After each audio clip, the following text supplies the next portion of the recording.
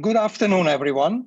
Welcome to our webinar on judicial independence. My name is Gábor Halmai. I'm a professor of comparative constitutional law at the European University Institute, and I'm also have the pleasure to be the scientific director of the TRIIAL program, which is actually the frame of this webinar and other events. TRIIAL stands for Trust, Independence, Impartiality and Accountability of Legal Professionals, meaning judges, prosecutors, arbitrators, and attorneys.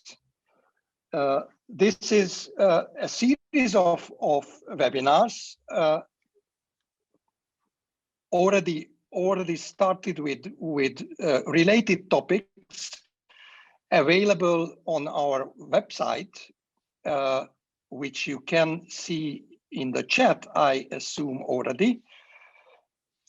So let me say a couple of words about TRIIAL. TRIIAL is a program funded by the European Commission's Justice Program, and commissioned or implemented by the Center for Judicial Cooperation at the European University Institute in Florence.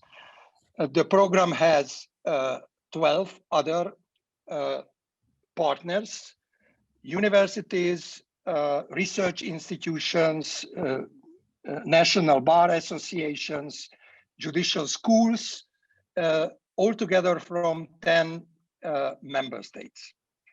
The very idea of TRIIAL as the acronym tries to explain trust, impartiality, independence, and accountability of the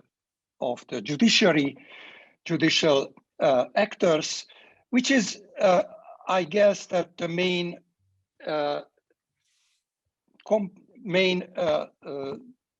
element of the rule of law, very much discussed nowadays within Europe, in both European institutions of the European Union and the Council of Europe. What we are aiming at in TRIIAL program, beyond such webinars as today's webinar, we are organizing trainings for judges. We are trying to provide a database on case law related to the topic we are talking about. And we, in more general, try to make it possible for legal professionals to have a kind of dialogue among each other on those hot issues of rule of law nowadays. By the way, you can find a lot of information in the already mentioned website, in the chat, which also contains a database already in progress. We have about 60 cases uploaded to this database, and in the coming months we are aiming at uploading up to 100 cases, national cases and transnational cases related to our joint topic.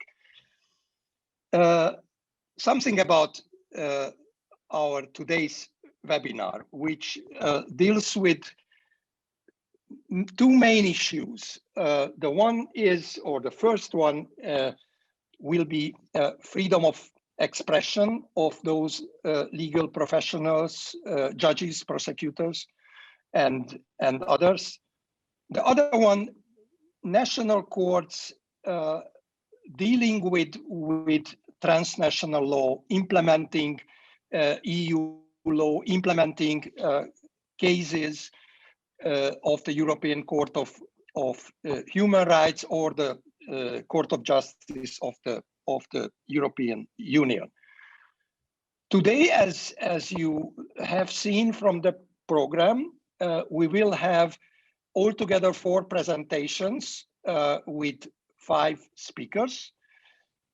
Each will have 15 minutes, with the exception of the very last one, which we devote 20 minutes to 2 presentators. So the presentations in the order will be first Maria Vittoria, who is working with us at the Center for Judicial Cooperation. She will be the first, followed by Rita Hanek from Portugal, also speaking about freedom of expression, focusing mostly on prosecutors.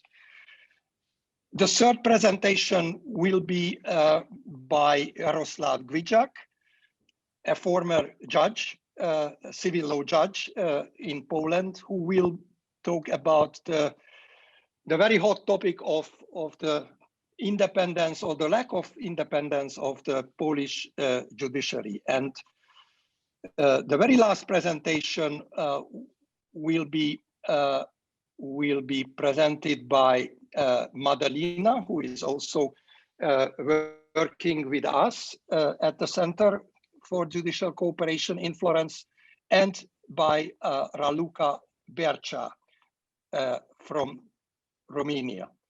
They will mostly talk about recent ECJ case law. Before I give the floor to the first presentation, let me remind you that we would like to record the entire webinar in order to make it available for our training programs. And the next housekeeping announcement is that the presentations will be followed by a Q&A. As we plan around 5:20-25, we will start the Q&A session, which means that we will allow you to enter into the room and ask questions. And my very last announcement is a forthcoming event of TRIIAL, a training program, a transnational training program on the topic of judicial independence, also free speech, held in the 17th and 18th of June this year. The call for applications for this training is already out. I guess you can also see it in the chat, if I'm not mistaken. So, with further ado, I would like to ask Maria Vittoria to start with the very first presentation. Thank you. Good afternoon, everybody, and thank you very much, Professor Almai, for the kind introduction and let me say the great lead of this project, in which I'm very fortunate to be involved. Let me start with this quite provocative title that I choose for my presentation. Can you see it? I hope so. Okay, so decoupling judicial accountability from the duty to communication to the duty of restraint. As you may know, judicial accountability is a very important concept in the field of judicial independence and judicial impartiality. And the aim of this contribution is to draw a picture about the tension that is in between the duty to communicate towards the public and the duty of restraint. Why this? Because the aim of this presentation is to find a common thread through the jurisprudence, through the case law of the European Court of the Human Rights, that moves from the very basic notion about the abuse of freedom of expression. Of course, judges should be protected with the freedom of expression as all other individuals, but the abuse of freedom of expression may undermine their independence, impartiality, and accountability. This is the idea and the purpose of this presentation. So, of course, freedom of expression should be protected, but balanced with other fundamental rights, which are, first of all, the right to information, and second, the right of honor and reputation of all citizens. That said, let me move to the second slide of my presentation to reflect with you about the role of the authority of the judiciary. But what's the authority of the judiciary in reality? The authority of the judiciary is a very transversal notion that could be basically based on 4 pillars. First, courts are the correct forum to explain why certain judgments are decided in such a way, and the press is not assumed to be the correct place to discuss this thing. Second, the public confidence in the role of judges and the ability to carry out this function derives from this correct forum, that is the court. There are facts, of course, that are relevant to establish the suitability of a judge.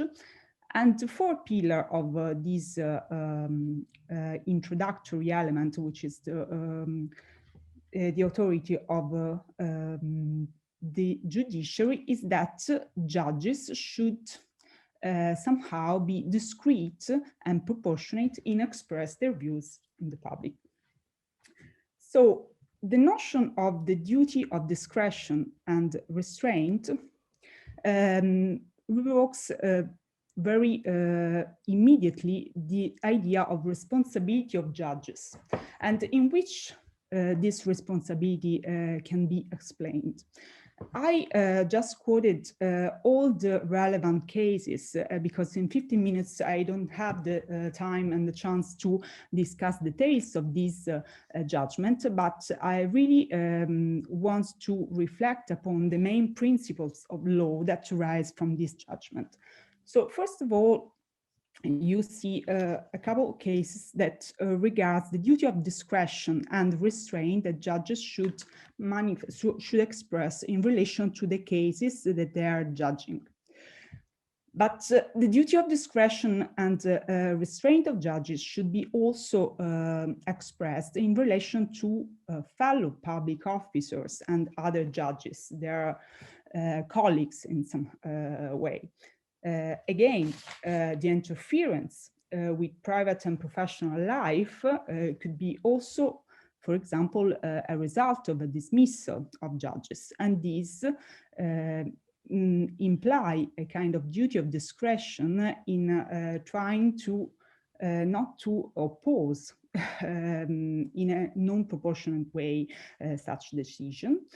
And another bundle of cases in which the European Court of Human Rights found the duty of discretion and restraint very relevant was the case of not sharing the personal religious views in the public.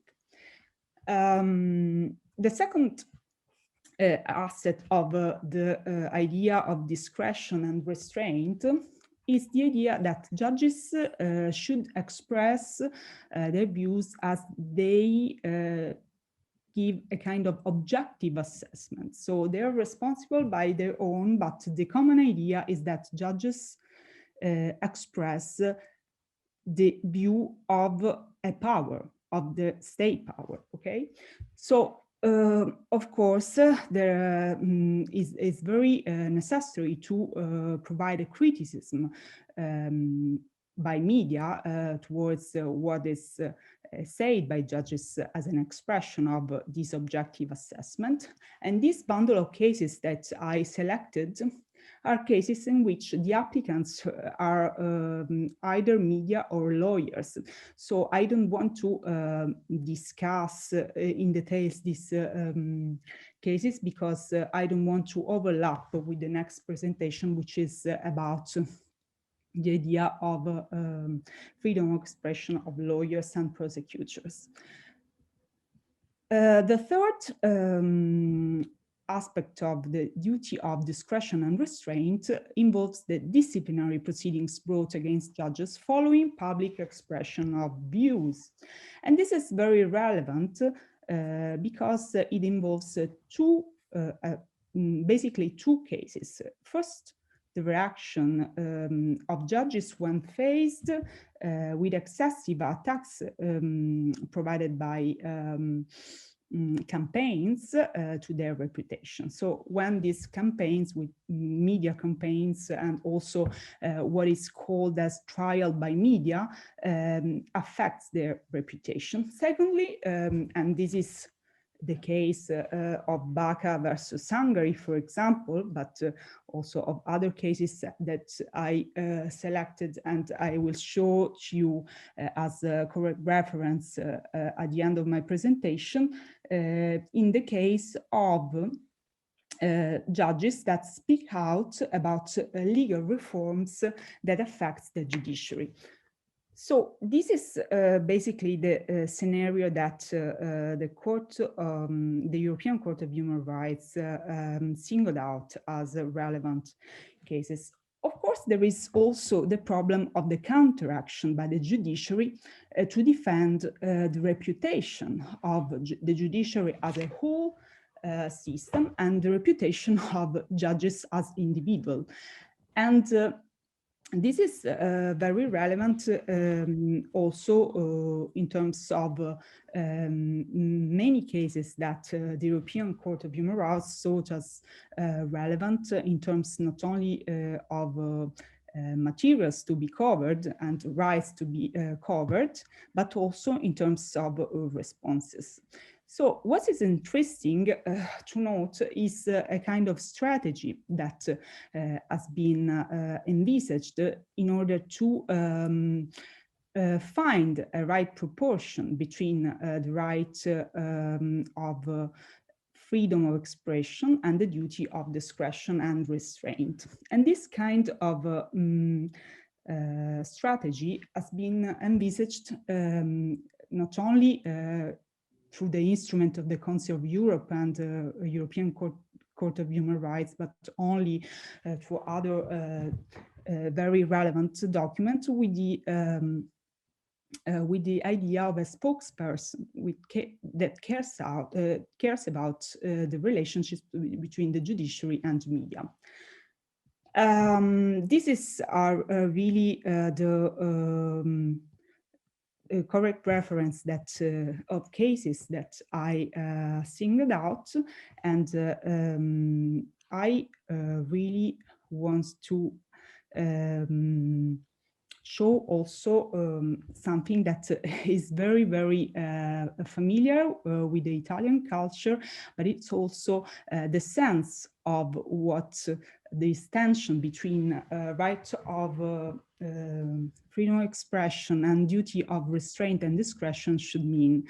So maybe you have heard about this very prominent lawyer who is Piero Calamandrei, and is one of the most prominent lawyers in Italy, and he was very, very active during the resistance against fascism.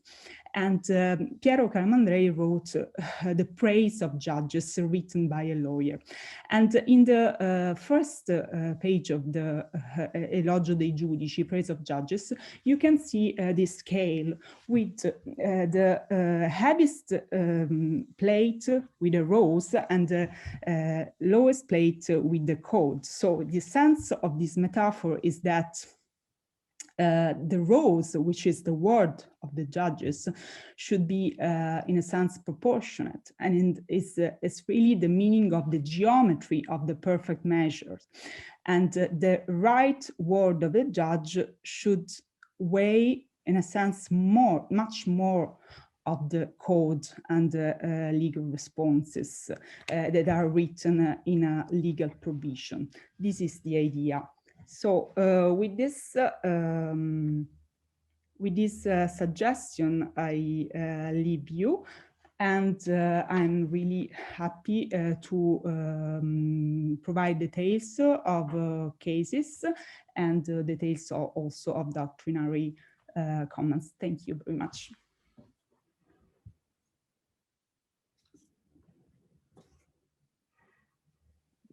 Thank you, Maria Vittoria. Let me give the floor to Rita immediately.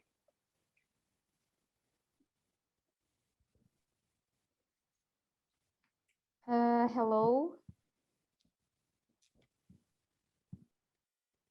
Hello, thank you, Professor. I'm just trying to set up here my PowerPoint and put it to the beginning. Not sure. Thank you. Thank you for giving me the floor.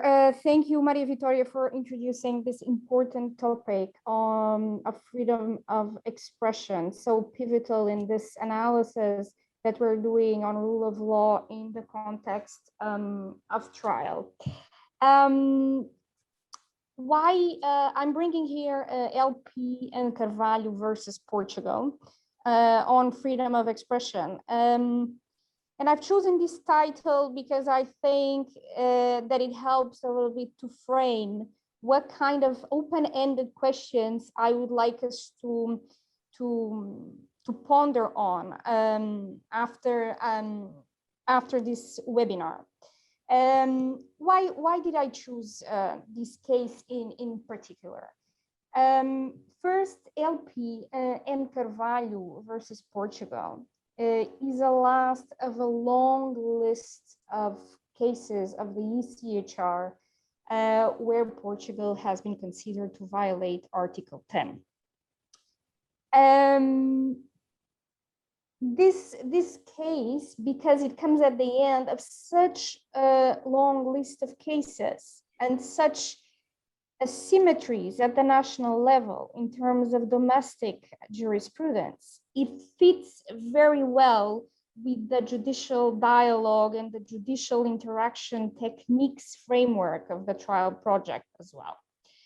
So in that sense, it is a good sample topic to kickstart the conversation on the impact of EU-level case law in Portuguese rule of law related areas, regardless if this impact has been on legislation, on policy, or on domestic jurisprudence, on practice.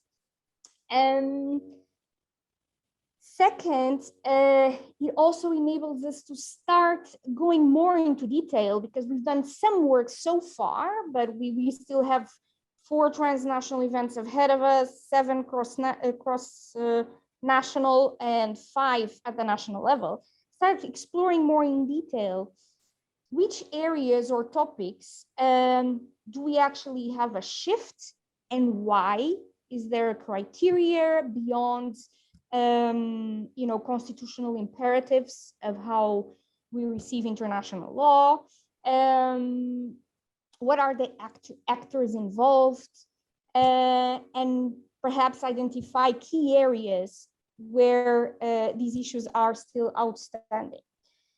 Third, although this is on one topic, freedom of expression, the first rule of law report by the European Commission, published in late 2020, has flagged it specifically.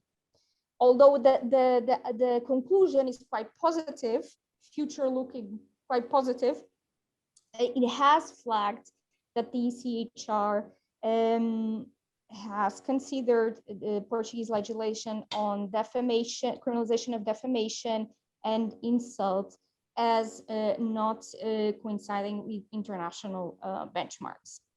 Last but not least, the idea is to raise issues about trust that will be then developed also in our national workshop. And this is all to say that the idea is to talk a little bit about this case and talk about freedom of expression in the specific circumstances, but taking a little bit the approach of the particular to the general. I don't expect to talk about big answers here, but as I said, leave some open questions. So, particularly on LP and Carvalho versus Portugal.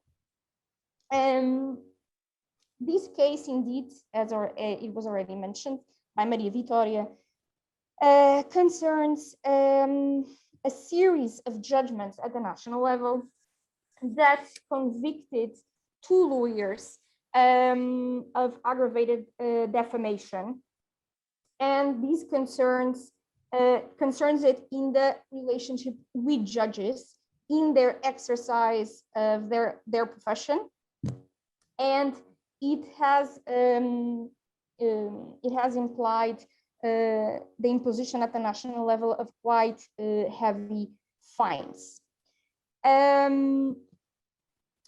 In both these applications ran together, and in both cases, the court considered that applicants have been acting in the performance of their professional duties as lawyers, that the reasons presented were not sufficient and did not correspond to a pressing social needs, that the interference had been disproportionate, and alike similar judgments in regards to freedom of the media, also on Portuguese cases, and that these penalties had been apt to have a chilling effect on the profession of lawyers as a whole.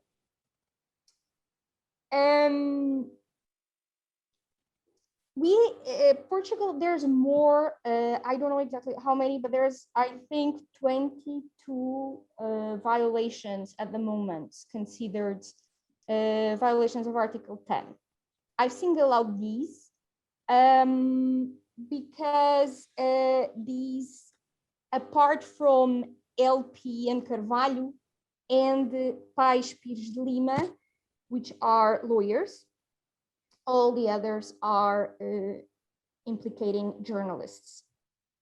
It is necessary to say, though, for those which are new to the topic, that the ECtHR has not explicitly excluded the possibility of maintaining criminal defamation laws.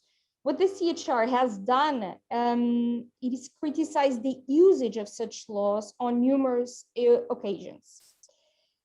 It has also suggested that the imposition of criminal sanction alone might be sufficient to find it a disproportionate remedy, and therefore a violation of Article 10.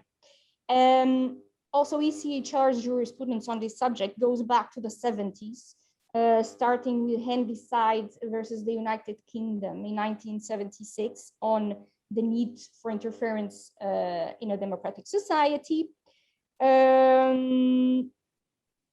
It has, for example, cited Bezimiani versus Russia to argue its conclusions on the alleged damage to the reputation of the judge, and other cases.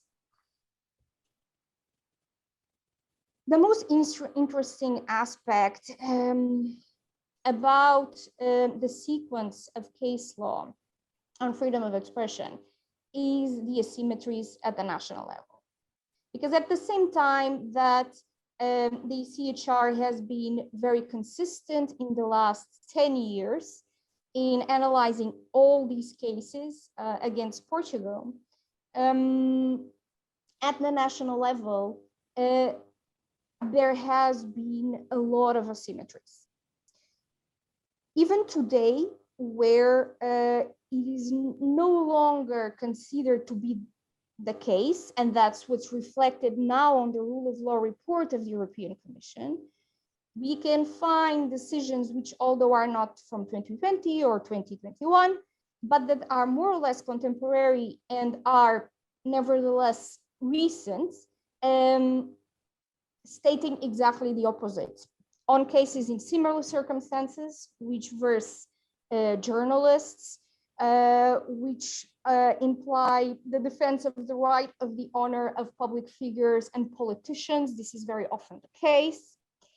And that states that the ECtHR jurisprudence does not bind Portuguese courts. The decision on the screen is one of them, but there are many others, and exactly as stated by Professor, in the database, you can find a more complete case sheet enumerating a series of national decisions. You can see that on September 2018, in contrast to this one, where it says it does not bind Portuguese courts, you find a Supreme Court decision stating that there is even a European consensus. It's quite rare to find this expression. You do find, even when courts recognize the interpretation of the ECtHR, you still find interpretations which are not entirely accurate, because courts, even when they side with the ECtHR interpretation, they state that the ECtHR has affirmed freedom of expression as oh my God, I'm sorry, the presentation I think jumped, or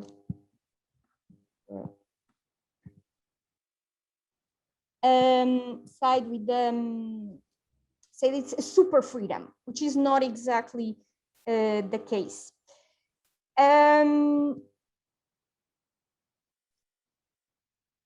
I particularly like the Supreme Court Justice judgment at the national level because it opens the questions which I referred to in the beginning. Because it says, although it is going along and it's aligned with ECtHR interpretation, it states, considering the ECtHR, it's not an imposition, rather an intellectual imperative, implying an analysis and ponderation that can result in acceptance, but also dissonance. And it adds, there are certain areas of higher permeability. And I would like you to hold on to this idea that there are certain areas of higher permeability at the national level to the ECtHR jurisprudence. Therefore, in those, there is a justification to use them as a reference. It does not elaborate on this. And it's definitely not referring to, as I mentioned before, the Constitution or the type of remedies the ECtHR provides in any case, being limited, of course. But it does open the idea of to ask what is the criteria? What are these areas of higher permeability? And as I mentioned, the report on rule of law concludes that in relation to at least the media, it does not refer these last two cases, also because there's only two, but probably, which are targeting lawyers, which are about lawyers and judges, between lawyers and judges. It does consider that now the risks are low. However, it does refer to the fact that insult and defamation are still punished with imprisonment despite ECtHR judgments. Other monitoring mechanisms have not been, other monitoring mechanisms, other reports, other organizations a little bit older than last year's report, have not been so optimistic. For example, OSCE's comparative study on defamation and insult laws makes an interesting comparative assessment. Portugal is amidst 23 EU member states that criminalize defamation and insult. So that in itself is perhaps not the biggest issue. The issue is that it's amidst the 3 that have more case law of ECtHR that has considered that there has been a violation.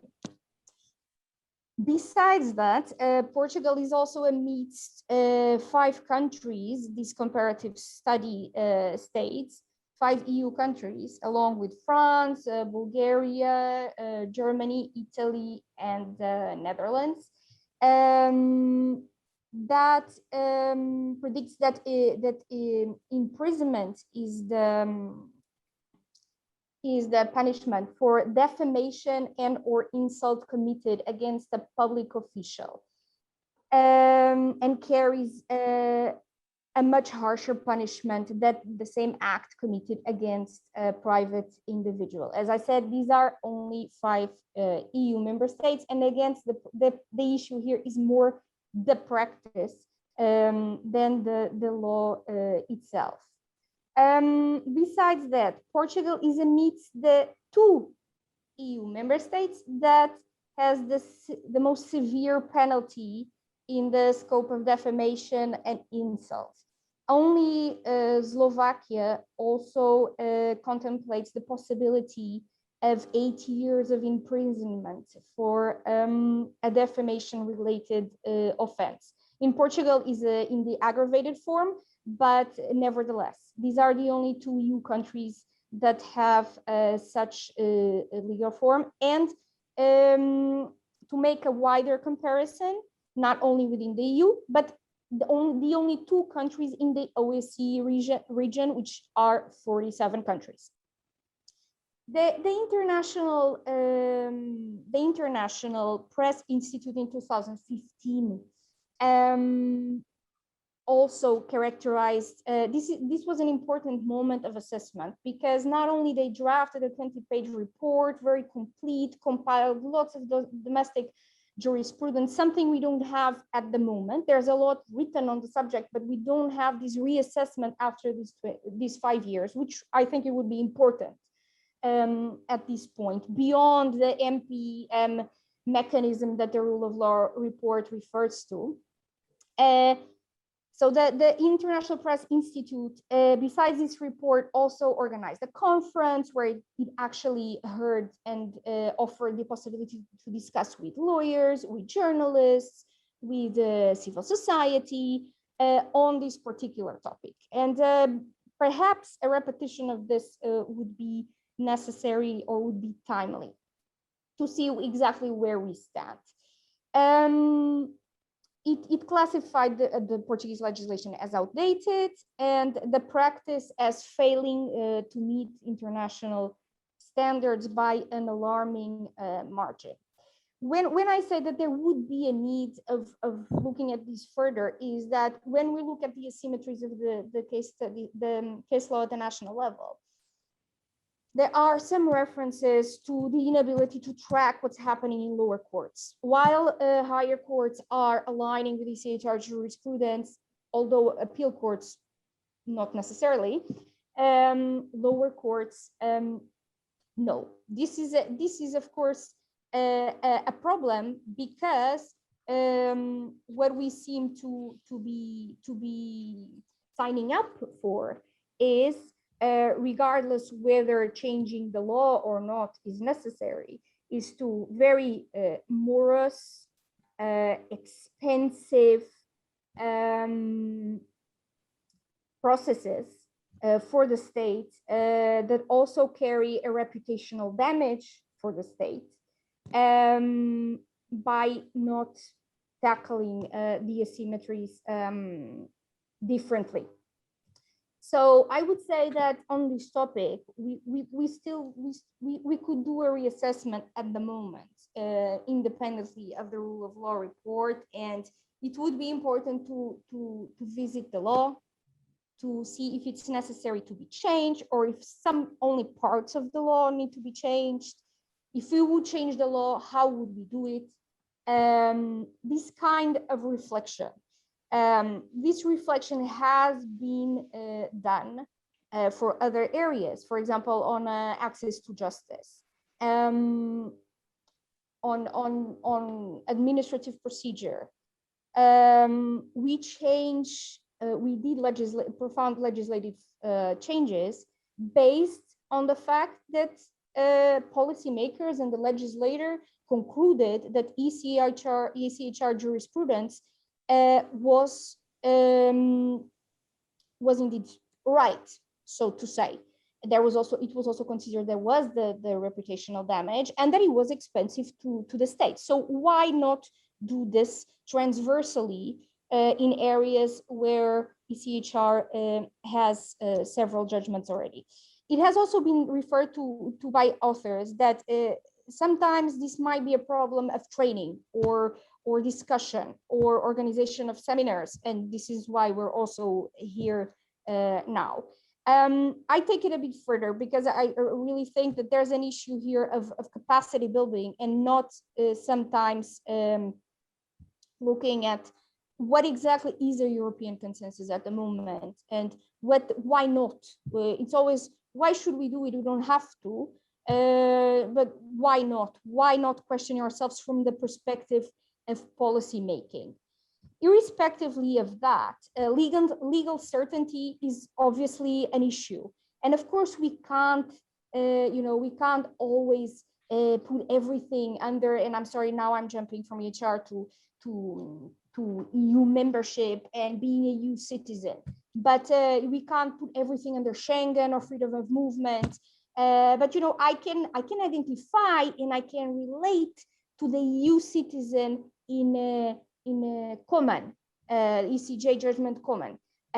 We can't empty the treaties based on freedom of movement, but we are kind of doing that on some areas. On some areas, we're saying, well, legal certainty, expectability, who is this EU citizen that seems to be living everywhere and nowhere in the European Union, depending on the topic. This is something that needs to be considered, especially when there's such extensive ECtHR jurisprudence on a topic. On the permeability of areas the Supreme Court Justice mentioned, I would like to see that kind of approach in other areas. In previous projects, we talked about hate speech, hate crime, other criminal code provisions, which the ECtHR has judged on 2 days ago in Budinova and Shaprarov. ECtHR is starting to say what is hate speech, what is not, what is context, what is not. I would like to see lawyers, prosecutors, and judges, rather than almost bureaucratically applying national criminal positions, to simply visiting ECtHR jurisprudence, irrespectively of constitutional imperatives or not. And I would like to see also the policymaker looking at in a different way. I'm approaching the end. I sometimes think that we are victims of our own approach, and we ourselves, I feel that sometimes we have a too court-centered approach when we're talking about rule of law. I see that some legislative changes in Portugal or some changes in practice have actually been powered by either by civil society or associations, creations of working groups, and not necessarily by the courts. Of course, that I still subscribe to this idea of the empowerment of domestic courts, but on the other hand, they do not stand alone. If we're criticizing on one hand the fact that, if we're criticizing on one hand that that their interpretation of freedom of expression is based on an authoritative concept of power, leaving them alone, so to say, in all these considerations, and waiting 10, 15 years for some case law to change, a practice to change, seems largely unfair and probably misguided in terms of policy making. I just wanted to show, I think, my last slides and ask you, I cannot move my presentation, it has blocked. It doesn't go there. Okay, my last slide is only about our website. We have a website for TRIIAL. I ask any Portuguese participant or not, but I encourage the Portuguese participants to send you national case law that they see fit in this topic, and that please follow our announcements regarding the upcoming transnational trainings and national trainings. Thank you very much. Thank you. Thank you, Rita. Let us turn from Portugal to Poland, which is a country as a usual suspect nowadays regarding judicial independence, already with a lot of decisions of the Court of Justice, and the forthcoming decision, first decision of the European Court of Human Rights. So Jaroslav, the floor is yours.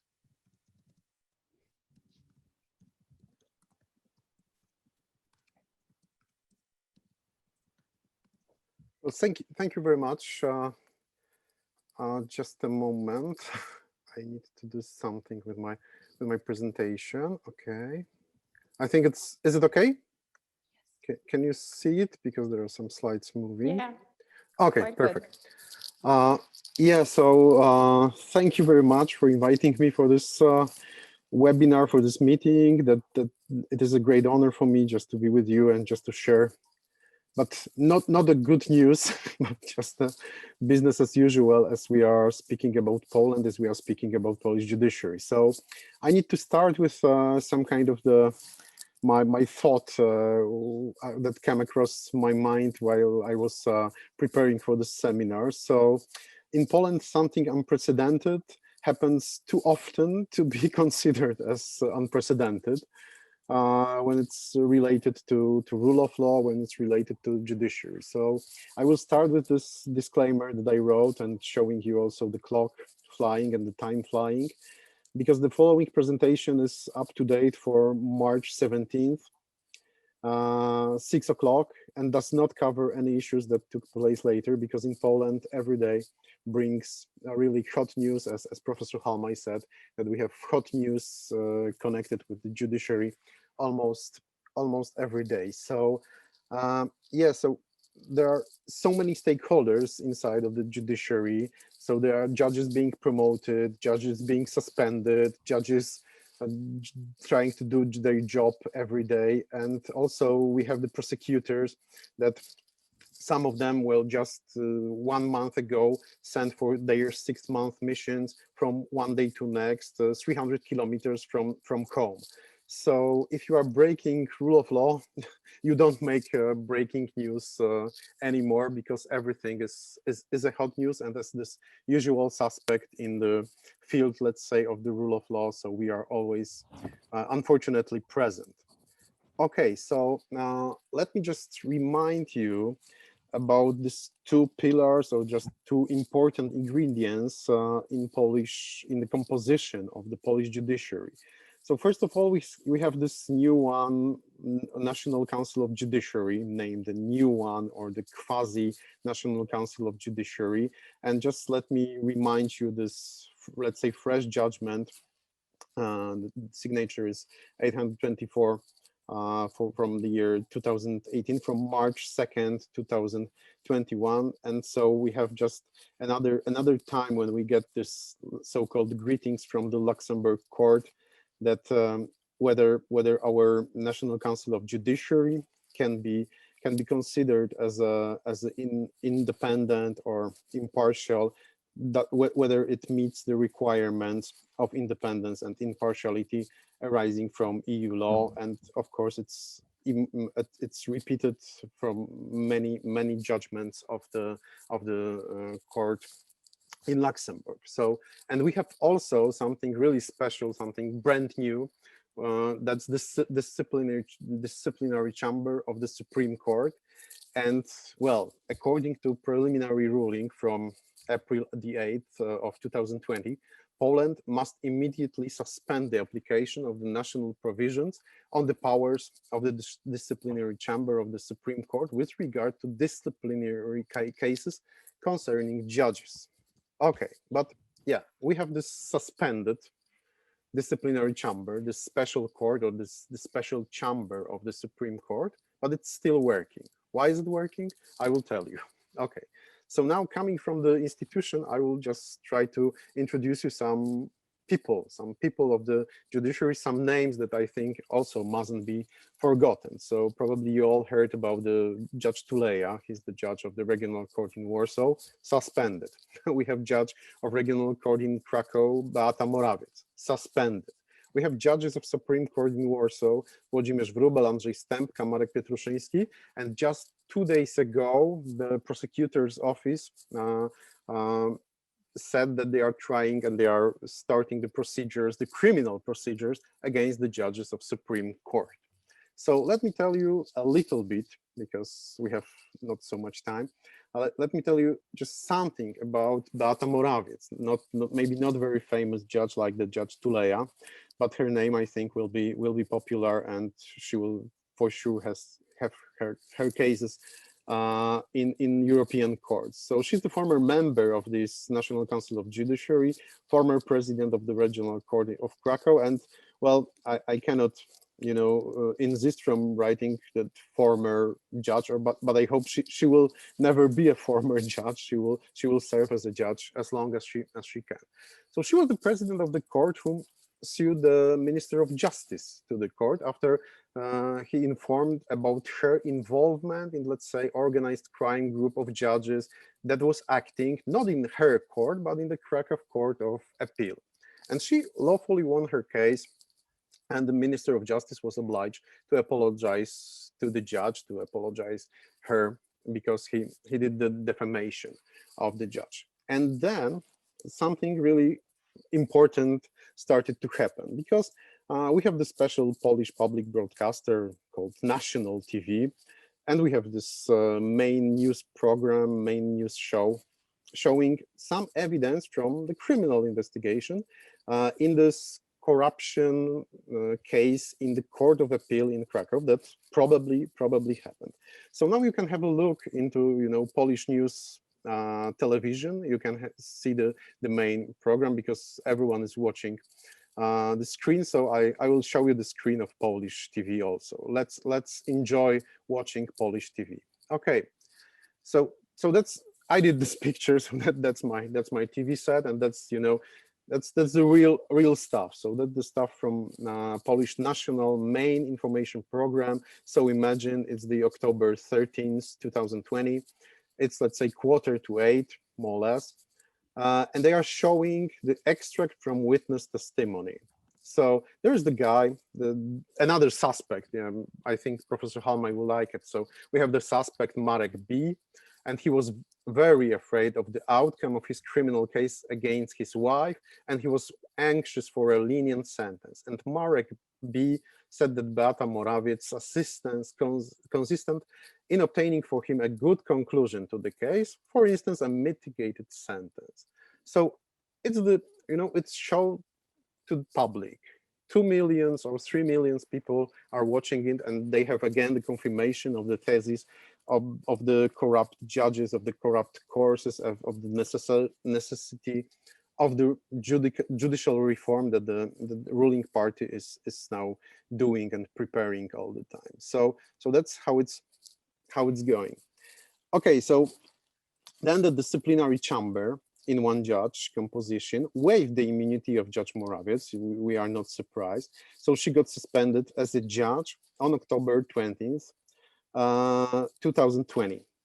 And we still, because we are in Poland, so it's like I'm just quoting and trying to refer to Kim Lane Shepele article about the rule of law wholesale and rule of law retail, because we still have, and we will have all the legal dilemmas because they are arising in Poland. Because, yeah, is it really working court? Is it the court that can waive someone's immunity? Is the judge still a judge? And there are questions and questions and questions about the situation that is happening in Poland.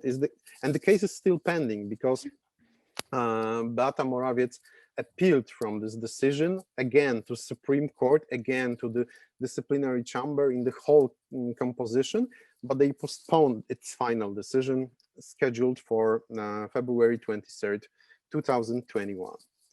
And well, we had some moment,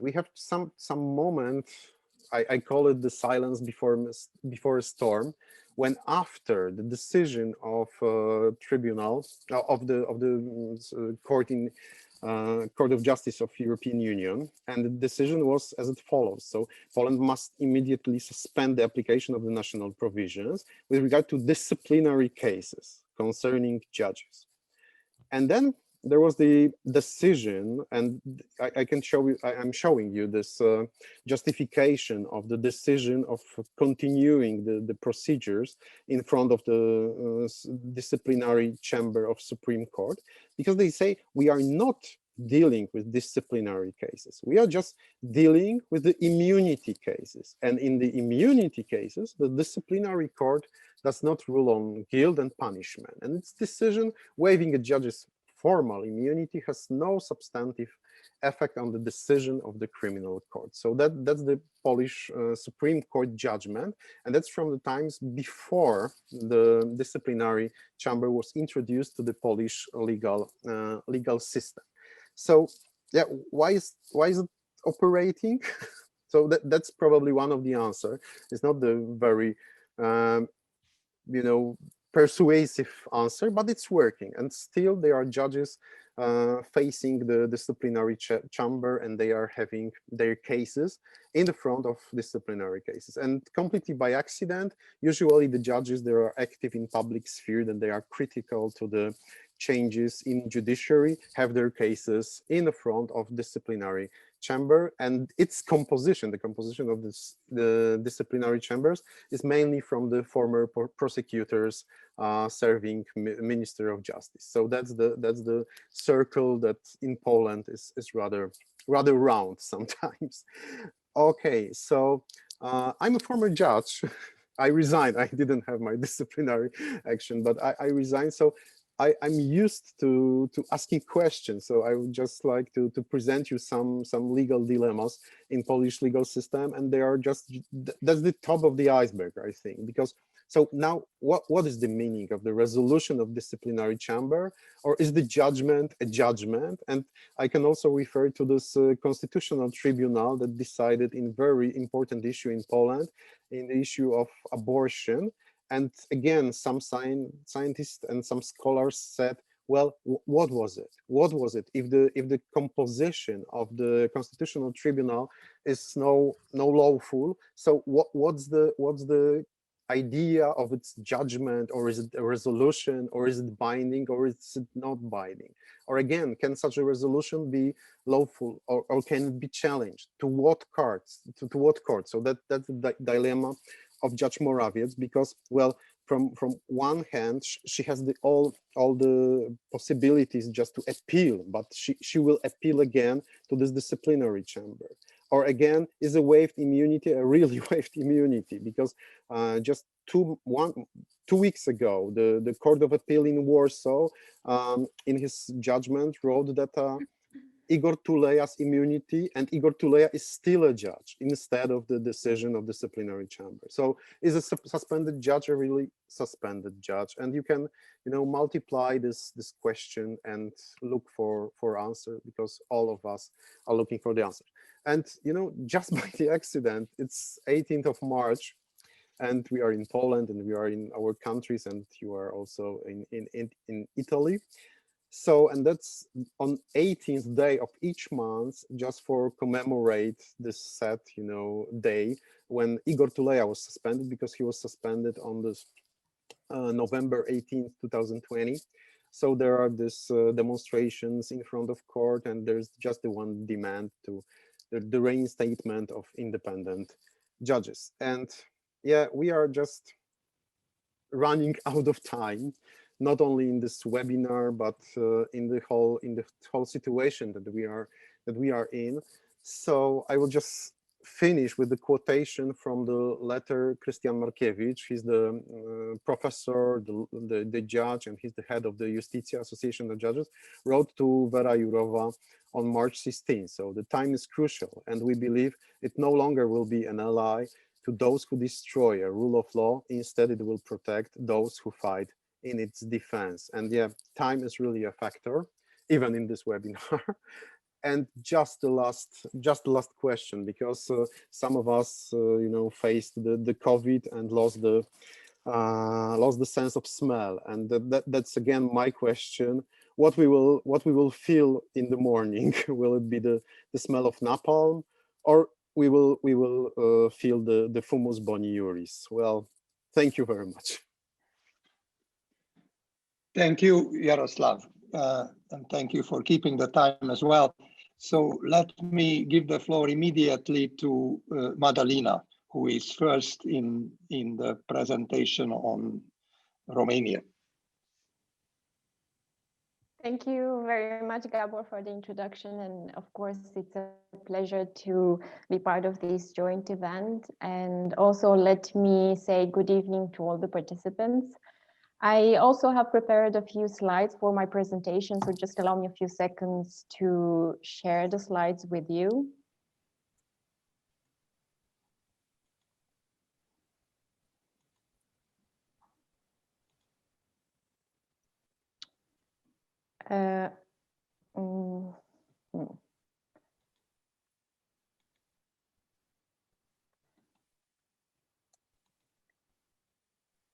Nope. Sorry for this, it takes a little bit more time than usual. These are the perks of having webinars instead of in-person presentation. Just a few more seconds, sorry about this.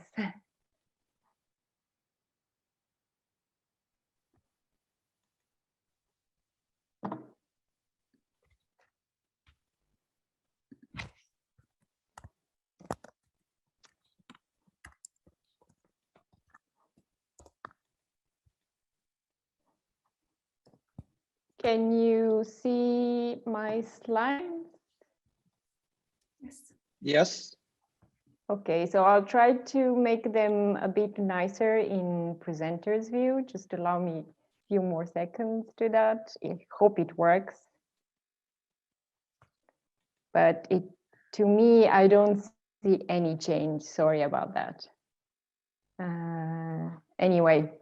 But we can see it nevertheless. Okay, good. So I'll go with the format as it is now. So the focus of, if you want, there is a scale at the bottom, so you can press it if you want to share the. I know I'm trying to, but it just doesn't, my computer doesn't do anything, absolutely. Go ahead. Let me try a few more things, maybe this, okay. I'm not sure if you can see the slides now. It's a bit smaller than the previous one. Okay, but anyway, we'll stay like that, otherwise people would get annoyed. So in my presentation in Raluca, I think we're going to change a little bit the focus. So the presentation that you heard so far were mostly on cases that were already decided, and Yaroslav has already mentioned a case, the AK and others, from which we already have a judgment from the Court of Justice. Our presentation will focus on 10 preliminary references addressed by Romanian courts. And for this, we don't have yet a final judgment from the Court of Justice. So our presentation will just focus on the cases as they are and on 4 opinions of Advocate General Bobek that were delivered, 2 of them last September. And this is the focus of my presentation. And then there is a bunch of fresh new opinions that were delivered 2 weeks ago. And this will be discussed by the next speaker, my colleague, Raluca. So what I would like to share with you now is to give a few summary, an overview of the typology of these 9 requests for preliminary ruling. Then I'll try to place them within their European and in their national context, and then discuss very, very briefly the issues and solutions reached by the Advocate General. As regards the typology of cases, I would say we can look at them in 2 clusters. So there is a first cluster, 6 requests for preliminary rulings, which deal with legislative changes to the disciplinary, civil, and criminal liability of magistrates.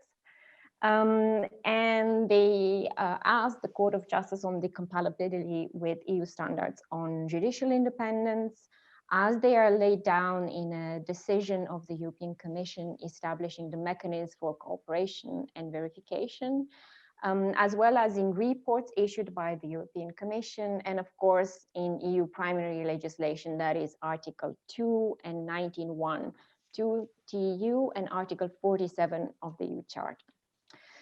The second group of cases asks the Court of Justice on whether judicial independence of the judiciary in Romania is affected by the fact that a body that is not part of the judiciary, as it is the Constitutional Court, intervenes by individual decisions in the functioning of ordinary courts. And these courts, the ordinary courts, are actually also adjudicating on very sensitive cases, political cases, that is on high corruption cases. So if I had to summarize the core of these cases, I would say they ask the Court of Justice to strike a balance between independence and accountability. And they also require it to take a step forward in the use of the EU principle of judicial independence when scrutinizing designs of domestic judicial organization systems. A little bit of the background, the national background of these Romanian cases, and what is it special? What differentiates them from, let's say, the Polish cases that we heard before? And all the legislative amendments discussed in these cases actually refer to the reform of the justice laws,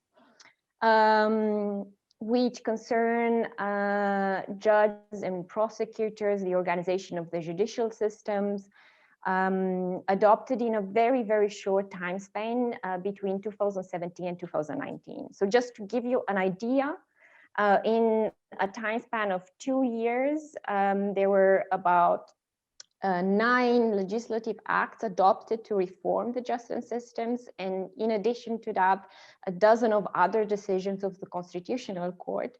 So it was quite difficult for the public to keep the pace and understand the modifications that were brought by the government, and also the urgency of such amendments. Furthermore, important legislative bodies were not consulted, or they issued unfavorable opinions. On substance, the measure proposed by the government reminds somehow of the measures that the Polish and Hungarian justice reform took.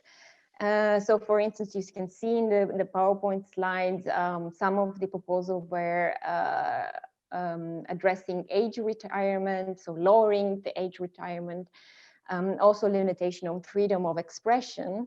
The difference is that while the Polish and the Hungarian cases reforms were adopted in a time span of about 10 years, the Romanian reform was all adopted in a time span of 2 years. Another specificity of the Romanian cases is that the reform of the justice systems where, I mean, the reform was addressing laws regulating the justice systems that were adopted during the negotiations of Romania accession to the EU, and the implementation and amendment of the laws on justice were actually monitored by the European Commission. So the mechanism for cooperation and verification, which was started during the accession period and continue also after the accession of Romania, on the basis of the fact that Romania didn't actually fulfill the necessary standard as regards progress on effective justice and fight against corruption.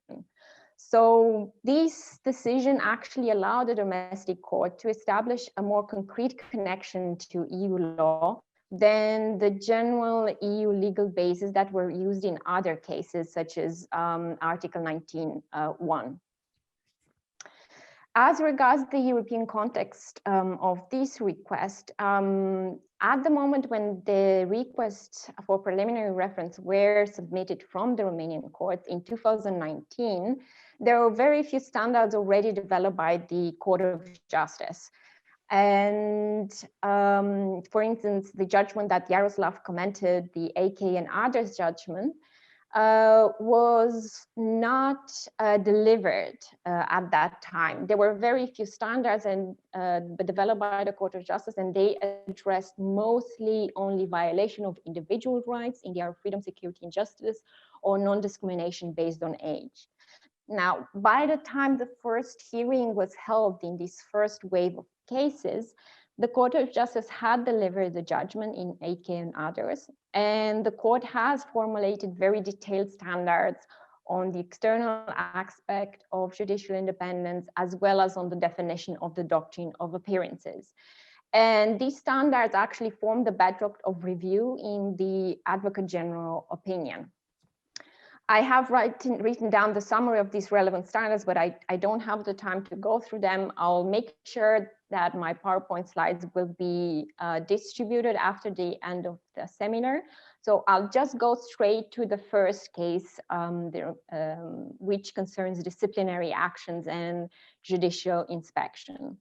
The question that was addressed by the domestic courts is whether the ad interim governmental appointment of management functions in the judicial inspection, even if this was done on a provisional basis, is conform with the judicial independence standards laid down by Article 19(1)(2).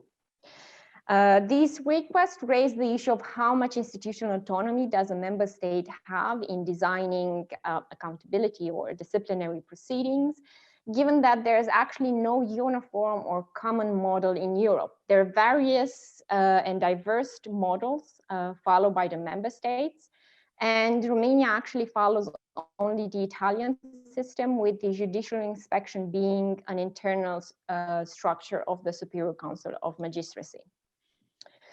At issue in the present case is a governmental emergency ordinance that was adopted in 2018. And this established an ad interim procedure for the appointment of inspectors with management functions within the judicial inspection until if the positions are vacant. This procedure would thus, in fact, prolong the mandate of the chief and the deputy chief inspector until a lawful procedure of election would be organized. And the criteria for selection was basically the fact that those inspectors already had a mandate. Now, the devil here is not necessarily, I would say, in the model, abstract model as such, but in how this governmental emergency ordinance was adopted. In particular, the fact that it was not adopted before the expiry of the mandate, but it was adopted already when the positions were vacant. It was also adopted without a conform opinion of the Superior Council of Magistracy, which was required in that case. And also it was an issue with the application of this decision in practice. namely that once the old chief inspector was reinstated in power, the first investigative actions were done by sorry, I see that Gabor already announced me that I should finish, but if I could have a few more minutes because there were a bit more delays, that would be great, so I can finish a little bit the background. So anyway, in short, there were issues with the judicial inspection, not only in the abstract model, but also in how it was used in the practice. And I think this combination of both the jure and de facto elements actually transformed the ad interim appointment system into a sort of intuitu personae appointment of the chief inspector. And this was what the Advocate General has found in this case, namely that this type of procedure and its use in context does not contain the sufficient guarantees to dispel reasonable doubts as regards the independence of this new model, and it found it to be incompatible with both Article 47.2 of the EU Charter, which in this case the National Court did not ask, and both with Article 19.1 TRIIAL. I had also in view to discuss other cases, but I'm not sure if we had time. Basically, the 6 request for preliminary rulings involves 3 different types of accountability mechanisms. Like I mentioned, I only discussed the disciplinary one, but there were also issues with the criminal liability of magistrates and also with the model of civil liability. But looking at Gabor, I see that we don't have so much time. So probably maybe what I would like to do is that I will send the PowerPoint slides to all the participants at the end, so that those that are interested about these cases will have the information from my slides. So I would like now to give the floor to my colleague Raluca, who will discuss a fresher bunch of cases, those in which the Advocate General has issued an opinion 2 weeks ago. Mm-hmm. Thank you for your attention. And again, I'm really sorry I didn't have sufficient time to go into the details of all these requests. Well, thank you very much, Madalina. If you can, could you please share the screen again with the presentation, since it's our common presentation, and get to my slides. This will help with the speed of the communication. I am very happy to be part of this conference, obviously, and I would like you to thank. I would like to thank you very much for this very speedy summary of the Romanian situation and the Romanian background. And as time is very short, I will try myself to sum up the second type of the so-called Romanian rule of law references before the ECJ. And I will promise not to introduce any doctrinal comment on it. I will just stick to a mere presentation of the very recent opinions of Advocate General Bobek. Now, I would begin by raising 3 general points in respect with this second cluster of cases. Those references have all as a central concern the possibility that the decisions of the Romanian Constitutional Court, a body which, as Madalina pointed out, is not part of the ordinary judiciary, may infringe some basic principles of the EU law, namely the independence of the judiciary and also the rule of law principle, but also in some cases the protection of the financial interests of the European Union. And this might be done, according to the authors of the preliminary ruling requests, out of the effects that the Constitutional Court's decisions may trigger on the functioning of the ordinary courts. This is the first general point that I would like to make. The second one is that all the cases that are within this cluster raise to some extent the question of the negative effects that these decisions of the Romanian Constitutional Court might have either on final or on pending corruption cases against politicians and public functionaries. And then we have probably three types of decisions that are at stake. I have only mentioned three of them, three decisions, although there are many, because they are relevant for the topics that we are discussing. They are enumerated on the slide, at the end of the slide, but also because they are among the very few that have been, in a way, scrutinized at the European level, because we have the opinions of the Advocate General Bobek that were issued 2 weeks ago.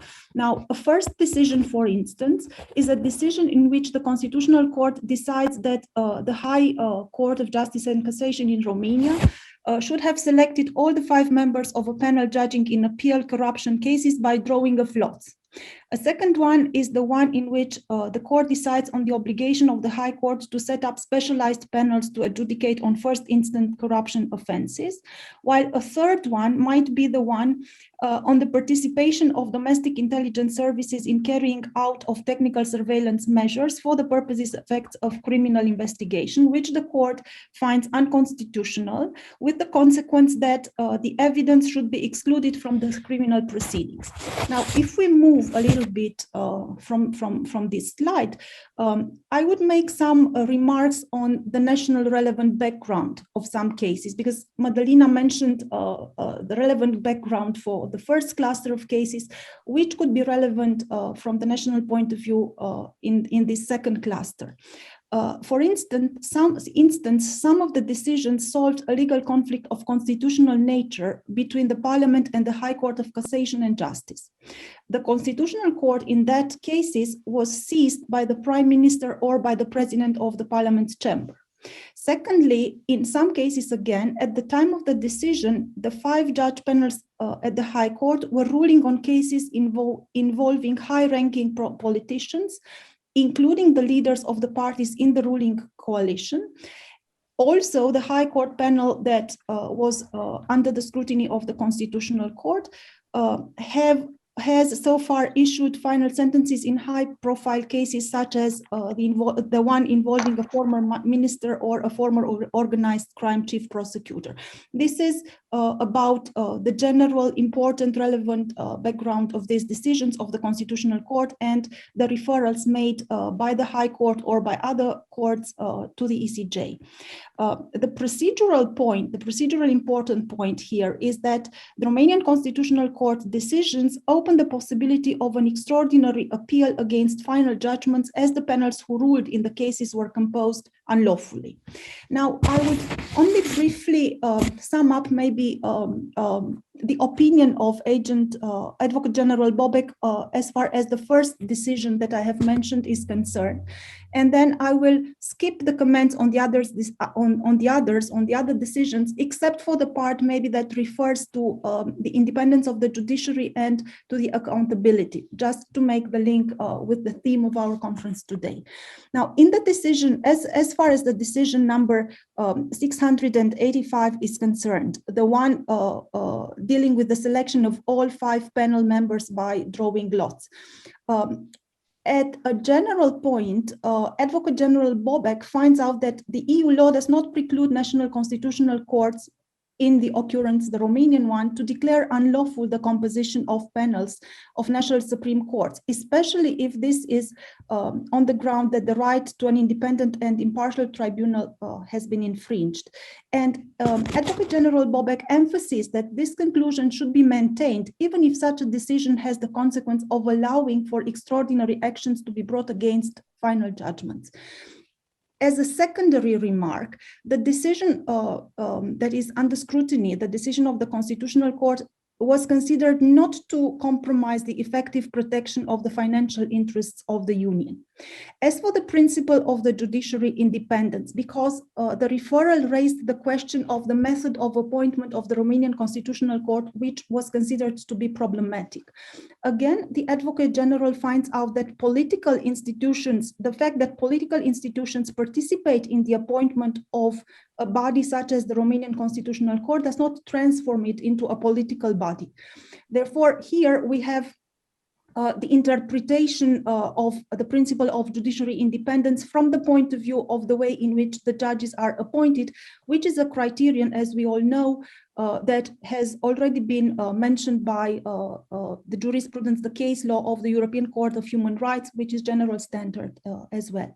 Also, there is a third point that the Advocate General Bobek only approaches briefly, and although he considers that there is no need to explicitly respond to this third question, he gives some hints on the way in which the principle of primacy should be addressed in this very specific context of a decision of the Constitutional Court, because he notices from the file that he examines that pursuant to the national law, the national Romanian law, disregard by a judge of a ruling of the Constitutional Court amounts to a disciplinary offense under the national law. So Advocate General Bobek touches this point, and he relates here in the answer that he gives to this concern to the rule of law principle. He considers rightfully that a judge cannot be punished for legitimately exercising the right given to any court or tribunal to seize the court of justice pursuant to Article 267 of the treaty. And he summarizes this allegation as: in a union based on the rule of law, a judge cannot be punished for legitimately exercising the right given to any court or tribunal to seize the court pursuant to Article 267. Now, I would follow this line that deals with the primacy of EU law in connection with the possible accountability, disciplinary sanctions for the national judges, and the judiciary dialogue. And I will, from this point of view, I will quote from the opinion of Advocate General Bobek in concerning the other two decisions that I have mentioned.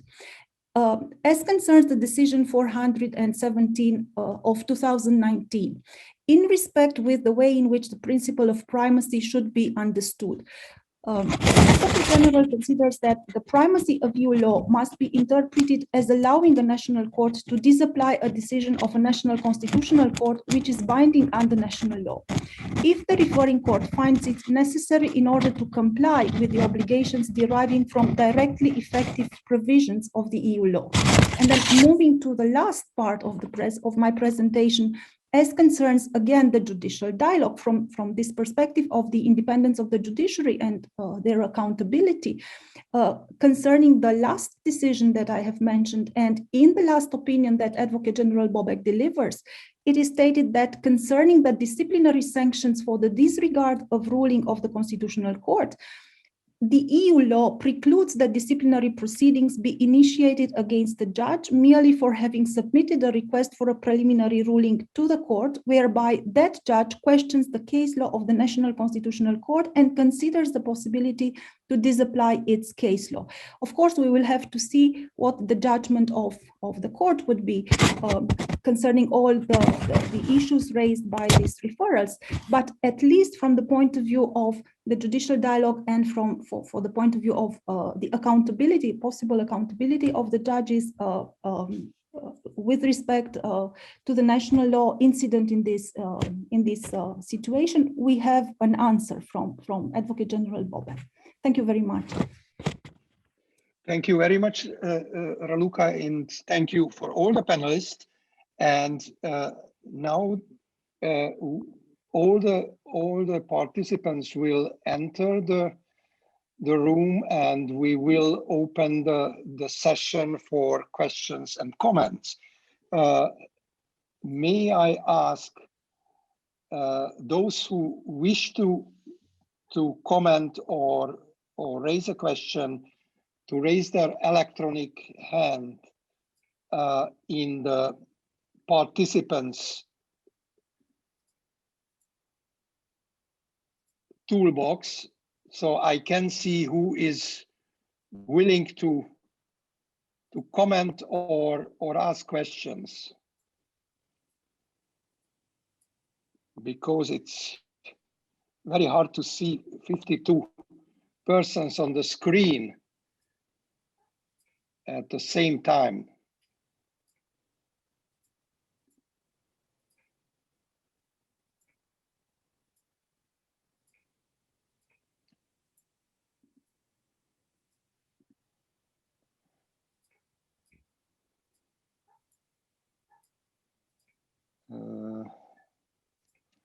I do not see any. If you turn on the video, you can also raise your physical hand, which makes me easier to recognize those who want to ask questions.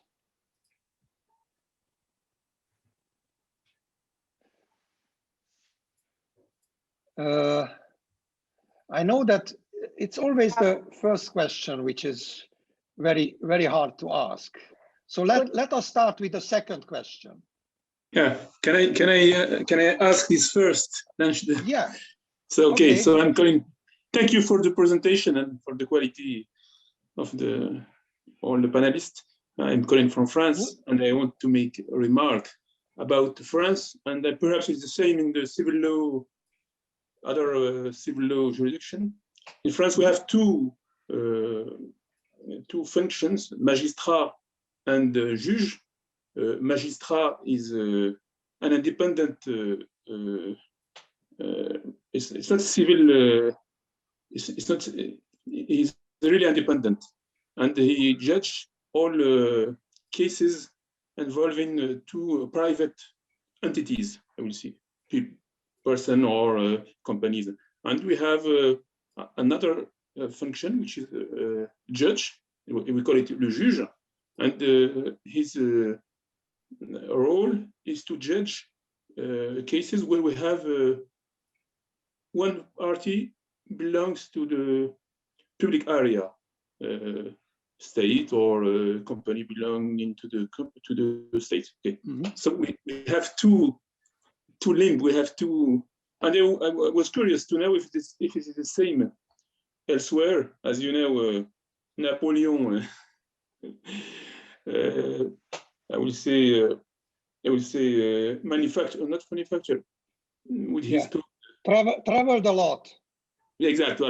All the continental, I will say, countries copy more or less what we've done in France, and I was curious to know if it's the same for these two functions. Thank you. Is anyone willing to reflect on that, either on national customs? Yeah, I see Ida. Yeah, thank you. Thank you so much to all the speakers. And I would just to make a question to Jaroslav regarding the decisions that you talked about, because you referred how difficult it has been to implement or to enforce the judgment by the Court of Justice in the case of the disciplinary chamber of the Supreme Court. And I was just wondering about the decision you mentioned of the beginning of this month in terms of, you mentioned how part of the decision of the Court of Justice ruled that the way in which the members of the National Council are selected might compromise the independence of the judges that in turn are selected by the National Council of the Judiciary. So what has been the follow-up from the national perspective, or what do you expect might happen after this decision by the Court of Justice? Jaroslav? Well, we've experienced so many judgment of the court in Luxembourg already, and we also experienced, let's say, the reception of the national authorities and the judicial authorities, the current judicial authorities. So, well, I really don't know, and we do not expect nothing, especially that we, every day we are not maybe surprised, but we got used to such events that are happening. Maybe there will in 2 or 3 years there were 8 amendments to the law on the Supreme Court, and about several amendments to the law of ordinary courts. So there is, the machine is doing its job all the time, and even in this last ruling of the CJEU, it's referred to the changes, to the amendments of law, to, let's say, to this dynamic situation also. So there are rulings, there are judgments, and there's the business as usual in Warsaw and in Poland, I'm afraid. So yeah, of course, you know, there was the, let's say, this defenders of the rule of law, defenders of justice in Poland. They were very happy to get another ruling, another, you know, confirmation of their, not only their intuitions, but their actions. But it doesn't, you know, it doesn't impact any kind with the policy or with the strategy. No, nothing changes so far. Sorry. Thank you. Since I do not see any hands raised, let me ask a question myself, both from the panelists and maybe some other participants may jump in to this.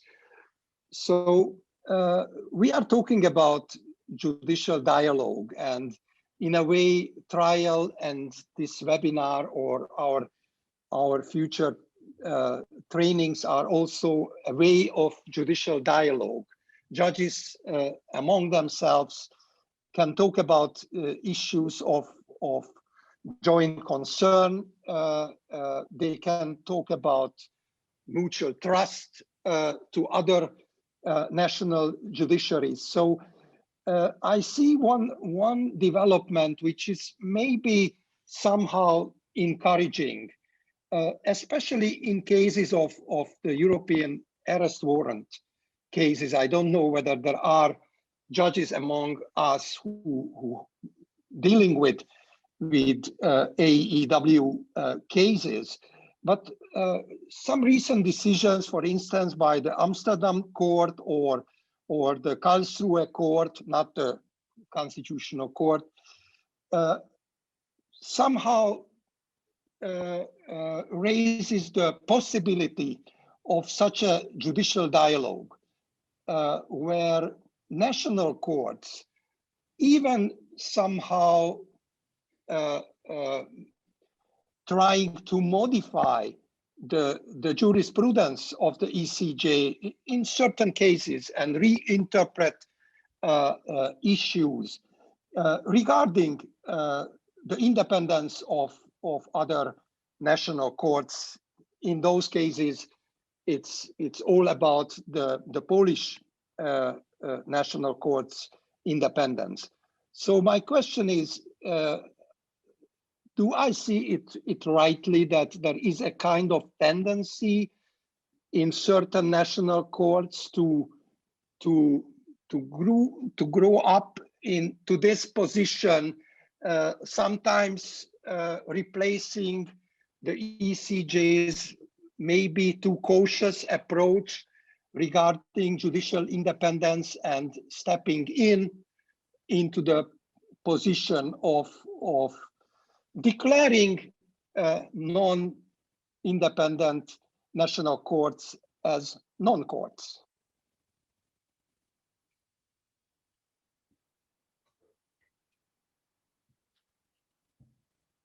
I welcome both electronic and physical hands. May I try to respond to the first Sure. question? Maybe as unresponded. I respond from the case of Italy to the French question. Okay, so in Italy we have one unique competition, public competition, which selects the figure of magistrates. So prosecutor and judges are both magistrates.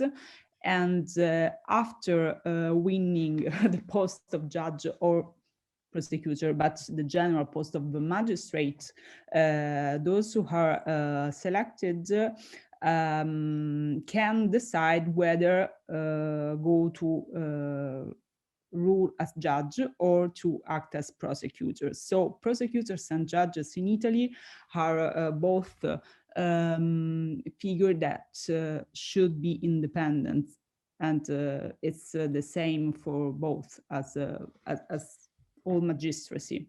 That's the idea in Italy. Thank you.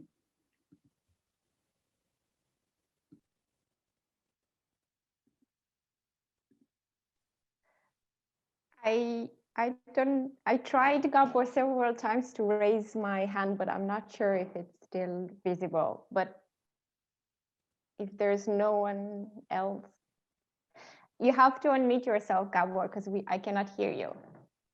Okay, Madalena.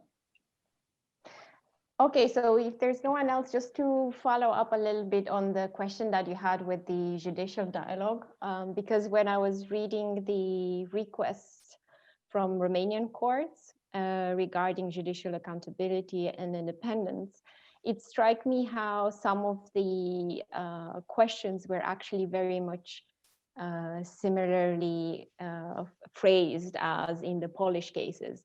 So I see judicial dialogue not only in the direct interaction as within the framework of judicial cooperation, but I see there is a scope for inspiration also in how domestic courts are starting to think about judicial independence issues and are definitely bolder in addressing questions to the Court of Justice. And of course, now the ball is in the yard of the Court of Justice, and we'll see, depending on the Court of Justice reply, if that reply actually encourages even more judicial dialogue, because we don't know. At least in the Romanian cases, we have quite a favorable opinion from Advocate General, but we still don't know how the Court of Justice will decide. So we'll see. Thank you very much. It's actually almost time, but I see one hand raised. This is Inese Freimane, who is a PhD researcher at the European University Institute's Law Department. So the last word is yours, Inese. Thank you very much, Gabor. Since my PhD thesis is also on judicial dialogue, in particular between National Constitutional Court and European Court of Justice, I'm very interested in particular in this last presentation in Romanian cases. My question is to Romanian colleagues, how do you think how your constitutional court would respond to possible ECJ judgment if ECJ says, following the line of reasoning by Advocate General and also following its previous case law, that kind of constitutional review should not be given priority first, and that the decisions of Constitutional Court might be disregarded? How it will affect the reaction of the Constitutional Court and also dialogue between Constitutional Court and European Court of Justice? Thank you. Yeah, if I may have a very quick answer, but really a very quick one. Of course, it is to be seen what the judgment of the ECJ would be. If the judgment of the ECJ follows the very positive opinion of Advocate General Bobek, then the issue will arise in exactly the terms that you have framed it. Now, I can only say that we have had a very good reaction of the Constitutional Court in respect with its first referral to the ECJ in the Common and Hamilton case. Most of the doctrine comments on the reaction of the Constitutional Court as being the one that was expected for Constitutional Court who has addressed the first question, not trying to disregard or to partially follow the judgment, but giving it full effect. So I hope that the Constitutional Court's reaction would be the same, and this is why I emphasized on the response that Advocate General Bobek gives as far as the possibility of an ordinary court to refer so as to make a counterpoint to a previous decision of the Constitutional Court, because obviously this was well known. It's a general consequence of the principle of the precedence. Nobody doubts it. But the fact that it has been emphasized in all the opinions already framed by, presented by the Advocate General is very important for the ordinary jurisdictions. And I do not think that the Constitutional Court would be able not to follow this path. So let's hope for the best. Thank you very much. And needless to say, this will be a huge impact on other national jurisprudences, because especially in countries where constitutional courts are more or less captured, while ordinary courts are not totally. Yes. This is the case in my home country, Hungary. But anyway, with this happy note, I don't know whether this is a happy note or not, but certainly I would like to thank for all the panelists and the courageous participants who commented and asked questions for this webinar. And I would like to encourage you to follow the TRIIAL program's events, webinars, and the transnational training program. Again, the call is already out, and we would welcome you to participate in our trainings. Hopefully also in person in Florence, but if not, in a way of the Zoom. Thank you very much again, and I wish you all the best. Bye-bye. Thank you.